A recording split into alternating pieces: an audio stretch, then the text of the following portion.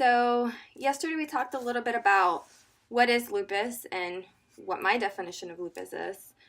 But I think one of the biggest things is knowing what the symptoms are. In order for me to really share my story, I have to go back to high school. When I went through puberty, my body started doing really weird things. We weren't really sure what was going on. I had a lot of health complications. I was having a lot of anxiety, trouble gaining weight. At some point, my appetite was so low, I thought maybe I had an eating disorder.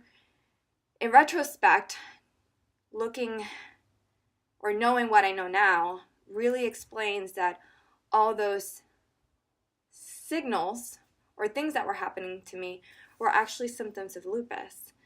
I was diagnosed on November 6th of 2012. I believe that my first diagnosis should have been when I was 14 years old.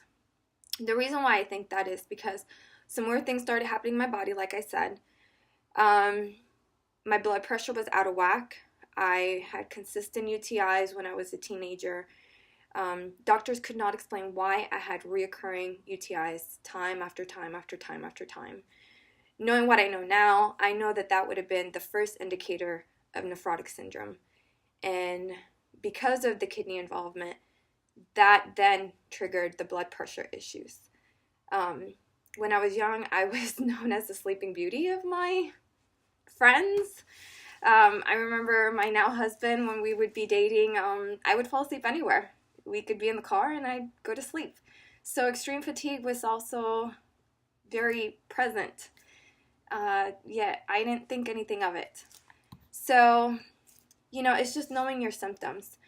At 23, which was the year I got diagnosed, I was on top of the world. I was going through life with a half tank full of gas, yet revving the engine as hard as I could. And my body was shutting down, and it was screaming at me that I needed to stop. Yet I had no inclination to pay attention. Again, I was busy. I didn't need to go to the doctor. I didn't need to get yearly checkups. I just needed to keep going. That's what you do as an adult. You just keep going. Well, my body screamed, and I had to stop. And I got diagnosed in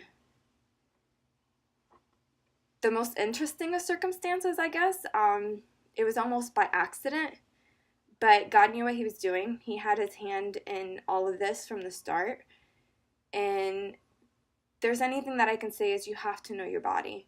If something doesn't feel right, don't just brush it off. For so many years, I felt like I was being a hypochondriac. I felt that I just needed to ignore. It would eventually just go away. And it didn't. And I wish I would have paid attention sooner than I did.